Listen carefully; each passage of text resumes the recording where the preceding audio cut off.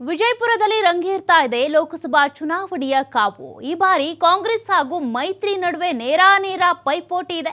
NDA ಅಭ್ಯರ್ಥಿಯಾಗಿ ಹಾಲಿ ಸಂಸದ ರಮೇಶ್ ಜಿಗಜಿಣಗಿ ಅವರು ಕಣಕ್ಕಿಳಿದಿದ್ದಾರೆ. ಆದರೆ ಮೈತ್ರಿಯ ವಿರುದ್ಧ ಅಸಮಾಧಾನಗೊಂಡಿದ್ದಾರೆ ಜೆಡಿಎಸ್ನ ಶಾಸಕ.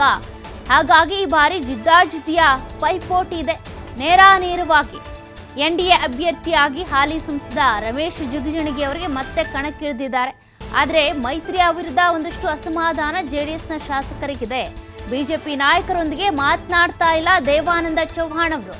ಜೆಡಿಎಸ್ ಶಾಸಕ ದೇವಾನಂದ ಹಿಂದೆ ಬಂಜಾರ ಸಮುದಾಯದ ಬಲ ಇದೆ. ಆದರೆ ಬಂಜಾರ ಸಮುದಾಯದ ಮುನಿಸನ್ನ ಕಟ್ಕೊಂಡಿರುವಂತ ರಮೇಶ್ ಜಿಗಜಿಣಗಿ ಈಗಾಗಲೇ ಮೊನ್ನೆ ಕೊಟ್ಟಂತ ಹೇಳಿಕೆ, ಬಂಜಾರ ಸಮುದಾಯದ ಮತಗಳನ್ನ ಯಾರು ಕೇಳ್ತಾರೆ, ಆ ಸಮುದಾಯದ ಮತಗಳನ್ನ ನಾನು ಕೇಳೋದಕ್ಕೆ ಹೋಗಲ್ಲ, ಮತಗಳೇ ಬೇಡ ಅನ್ನೋ ರೀತಿಯಲ್ಲಿ ರಮೇಶ್ ಜಿಗಜಿಣಗಿ ಅವರು ಹೇಳಿಕೆ ಕೊಟ್ಟಿದ್ರು. ಹಾಗಿದ್ಮೇಲೆ ಈಗ ದೇವಾನಂದ ಅವ್ರು ಹೇಗೆ ಮತವನ್ನ ಕೇಳ್ತಾರೆ, ಇವ್ರ ಪರವಾಗಿ ಹೇಗೆ ಮತಯಾಚನೆ ಮಾಡ್ತಾರೆ, ಹಾಗಾಗಿ ಅವ್ರಿಗೊಂದಿಷ್ಟು ಮುನಿಸು ಶುರುವಾಗಿದೆ. ಈಗ ರಮೇಶ್ ಜಿಗಜಿಣಗಿ ಅವರಿಗೆ ತಮ್ಮೆಲ್ಲರ ಪರವಾಗಿ ಸ್ವಾಗತವನ್ನು ಬಯಸುತ್ತೇನೆ. ದೇವರಿಪುರಿ ಮತಕ್ಷೇತ್ರದ ಜನಪ್ರಿಯ ಶಾಸಕರಾದಂತ ರಾಜುಗೌಡ ಪಾಟೀಲ್ ಅವರಿಗೆ